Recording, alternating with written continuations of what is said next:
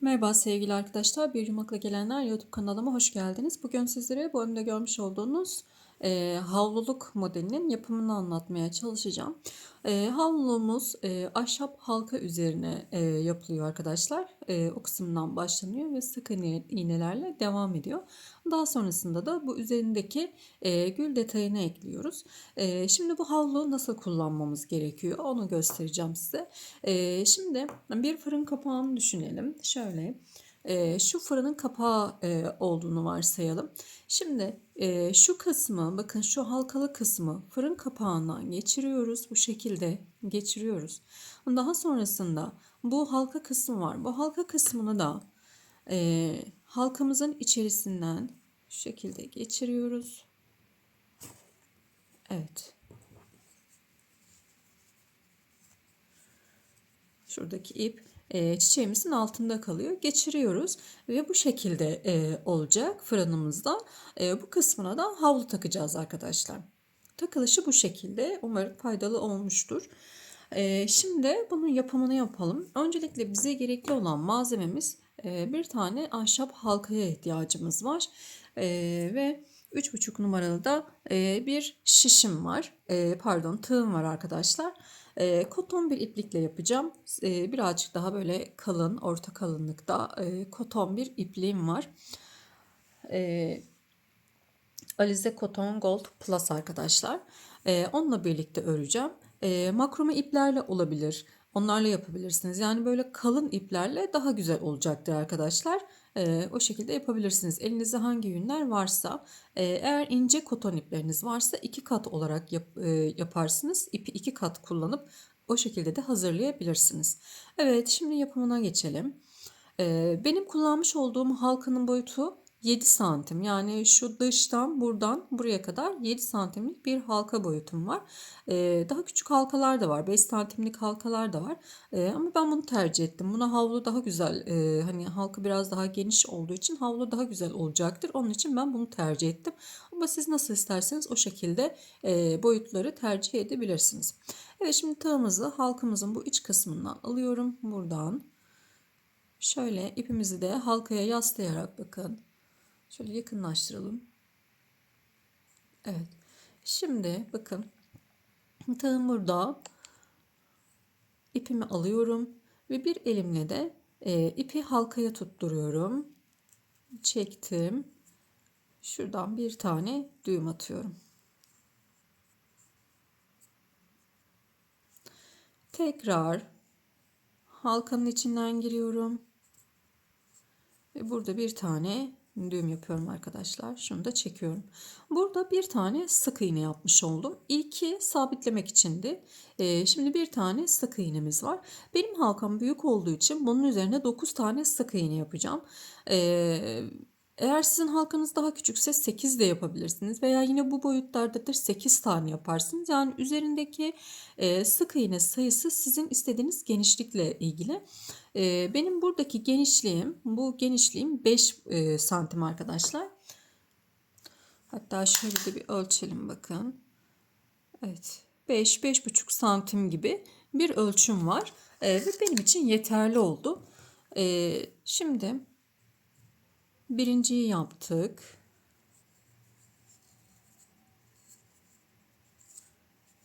İkinci.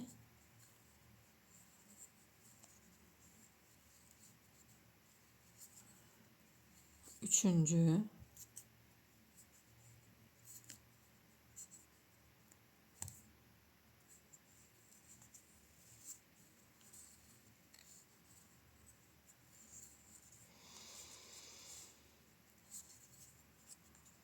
Bunlar aralıklı olursa bu şekilde kapatıyoruz. Şimdi 1, 2, 3, 4, 5,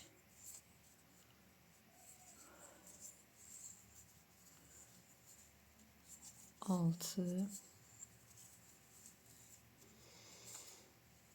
7,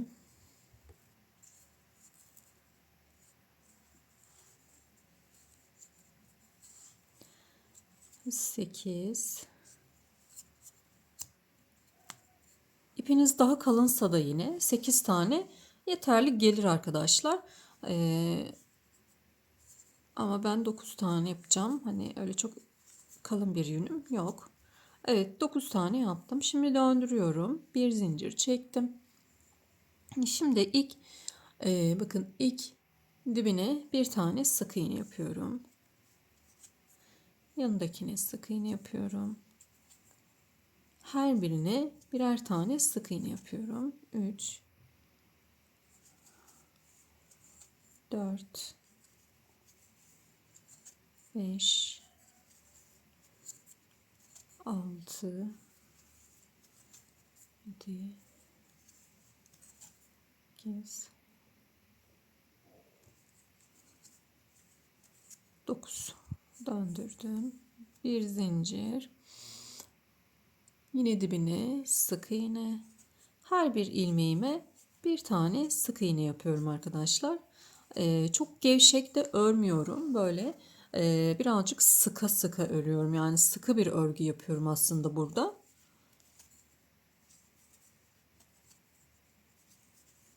Aralarda boşluk olmasın ve düzgün olsun diye. Çok da esnemesin. Havluya astığımızda esnemesin. Gerçi öyle çok ağır havlular asmıyoruz.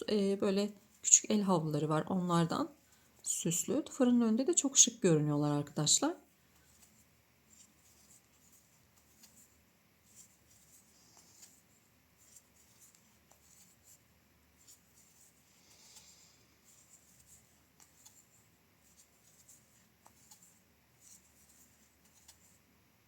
Şimdi bu şekilde sık iğneler yaparak ilerleyeceğim.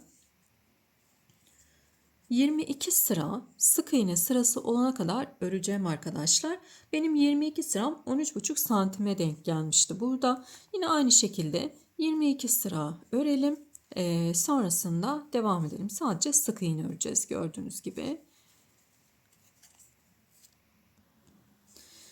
Evet, 22 sıra 13,5 santim kadar ördüm arkadaşlar. Şimdi halkamızı yapacağız. Halkamız için 12 tane zincir çekiyorum. Çok sıkı çekmiyorum zincirlerimi. Normal çekiyorum. 4, 5, 6, 7, 8, 9, 10, 11 ve 12. Bunda da yine 12 tane zincirim var. Birazcık böyle çekiştiriyoruz bu halkadan geçirmek için. Ama bol olmasındansa bu şekilde olmasını ben daha çok tercih ediyorum. Bol olunca çok yukarıya doğru çıkıyor ve güzel gözükmüyor. Şimdi buradaki ilk baştaki sık iğnemle birlikte batıyorum ve kaydırmayla içinden çıkarıyorum arkadaşlar. Bir tane de zincir çekiyorum ve burada ipimi keseceğim. Şöyle biraz uzunca kesiyorum. Sonrasında ipimi iğne yardımıyla bu arka kısımda buradan gizleyeceğim. Bakın şöyle iğne yardımıyla şöyle ilmeklerimin aralarında bu şekilde yapıyoruz.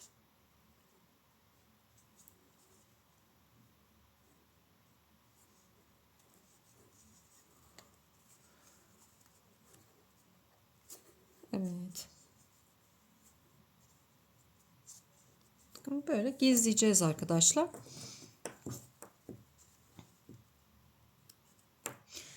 Buradaki ipimizi de keselim. Tamamdır. Evet, şimdi bu üzerindeki çiçeğin yapımına geçeceğiz ama şöyle bakalım. Bakın.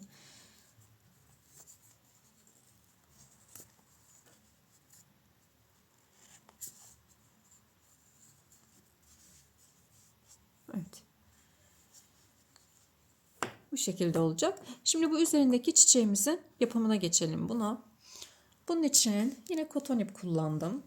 Dediğim gibi sizin elinizde farklı iplikler varsa onlarla da yapabilirsiniz. Evet, 44 tane zincir çekeceğim çiçeğimiz için. Çiçeğimizin boyutu bakın tam kenarlarını kapsayacak şekilde boyutu gayet uygun. İpim de birazcık böyle orta kalınlıkta bir ip arkadaşlar. Eğer ipiniz hani ince bir ip kullanacaksanız bu zincir sayısını artırabilirsiniz. Daha kalın bir ip kullanacaksanız eğer küçültebilirsiniz zincir sayınızı. Bu hani gülünüzün çiçeğinizin büyüklüğü bu zincirle ilgili. 2, 3, 4, 5,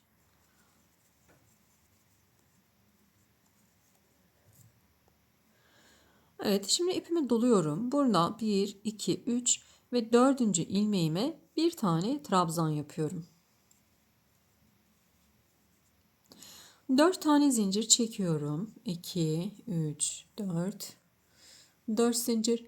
Bu trabzanımı yapmış olduğum noktaya tekrar bir tane daha trabzan yapıyorum.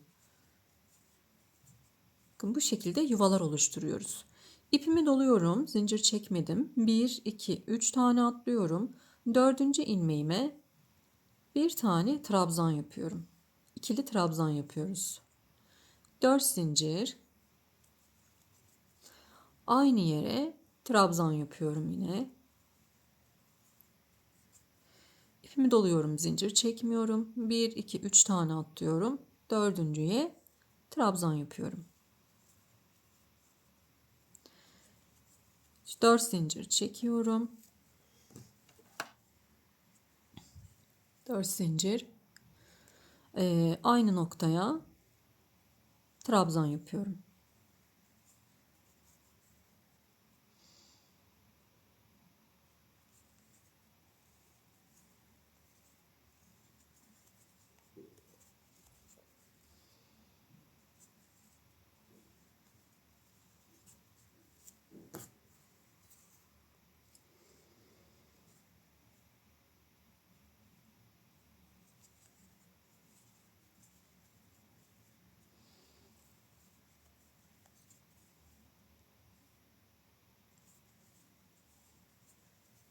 Sıra sonuna kadar gelelim. Evet, sona kadar geldim. Şöyle sonda kalan bir tane atlıyorum. İkinci zincirime trabzan yapıyorum bir tane. Döndürüyorum. Yuvamın içerisine giriyorum.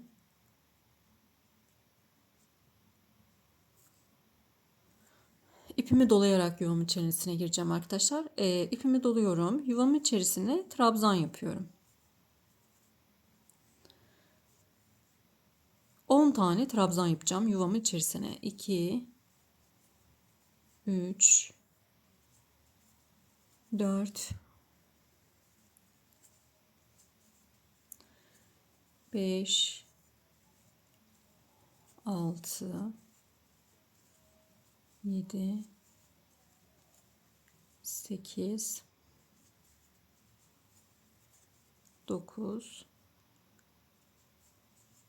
10. 10 tane trabzan yaptım. Şimdi bakın şurada bir boşluk var. Yuvadan önce burası yuva. Yuvadan önce bir boşluk var burada. Buraya sık iğne yapıyorum. İpimi doluyorum. Yuvamın içerisine geliyorum. Trabzan yapıyorum. 10 tane trabzanım olacak yine burada.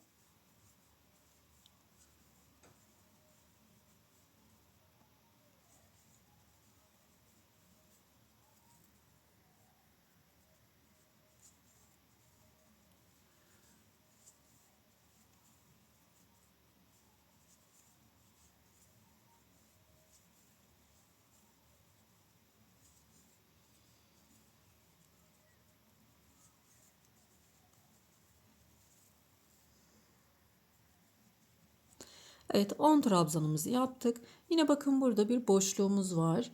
Boşluk yuvadan önceki yuva ve arasındaki hani 3 tane zincir atlamıştık ya arkadaşlar, orası. Oraya bir tane sık iğne. Yuvalara 10 trabzan, aralara sık iğne yapıyoruz.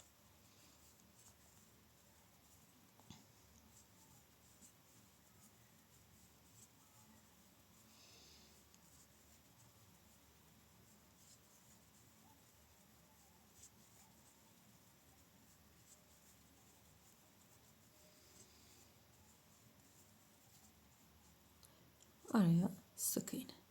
Evet, şimdi bunun hepsini aynı şekilde tamamlayalım, gelelim. Evet, sıra sonuna kadar geldim. Şimdi sıra sonunda şuradaki boşluğa da bir tane sık iğne yapıyorum. Bir zincir çektim. İpimi de böyle birazcık uzunca bırakacağım arkadaşlar. Dikiş için kullanacağım. Evet. Şimdi önce ipimizi bir iğneye takalım. Şimdi Bu uzunca ipimizi kesmiş olduğumuz yerden başlıyorum sarmaya.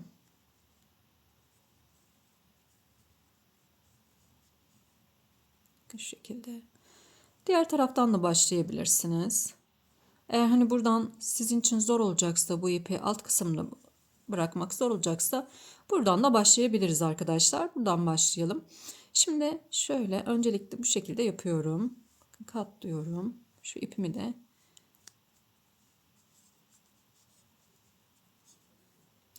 katlarken dikkat edin. Burası hep aynı hizada ilerleyecek.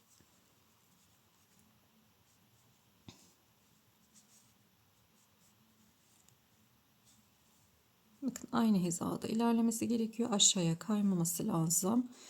Ona dikkat edelim.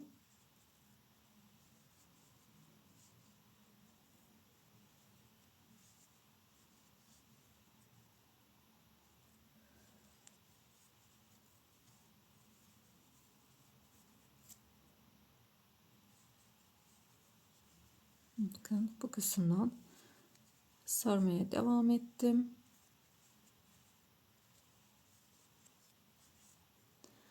Evet, çiçeğimiz bakın bu şekilde oldu. Şimdi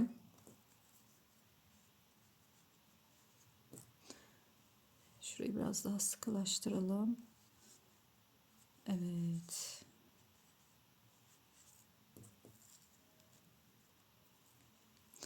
Şimdi yapacağımız işlem şöyle ilmeklerimizin aralarından bakın alacağım. Şu ortaya geliyorum.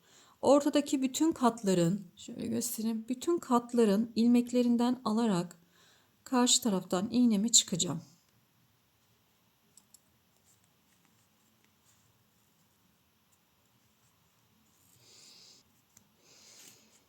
Evet, şöyle bütün çok çekmeyin.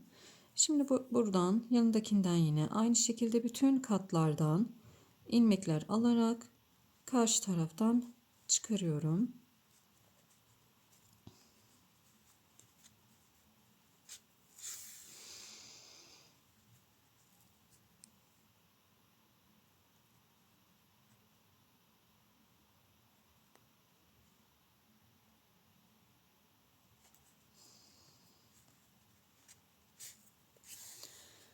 Evet. Şimdi şöyle tam orta noktasından batıp çiçeğimin de orta noktasından çıkıyorum arkadaşlar. Bunu iyice buraya sabitliyoruz buralardan ki çiçeğimiz sökülme yapmasın. Şöyle orta noktadan da alttan çıkıyorum. Evet.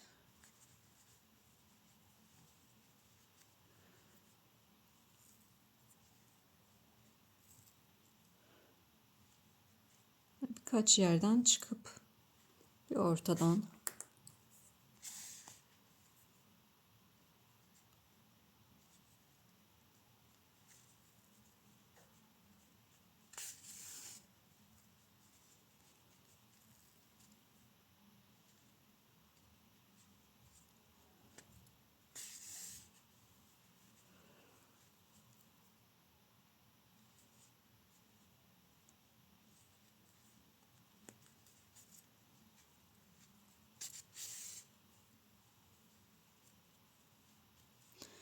bunu da sabitleyeceğim. Bakın burası da sabitlenmemiş. Oraya kadar gelelim.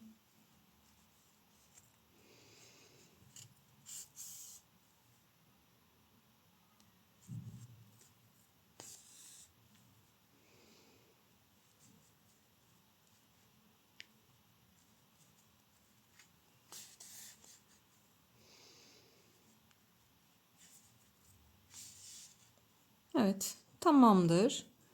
Yeterli. Şöyle çiçeğimizi de düzenliyoruz arkadaşlar. Şimdi şöyle arkada bir tane düğüm yapalım.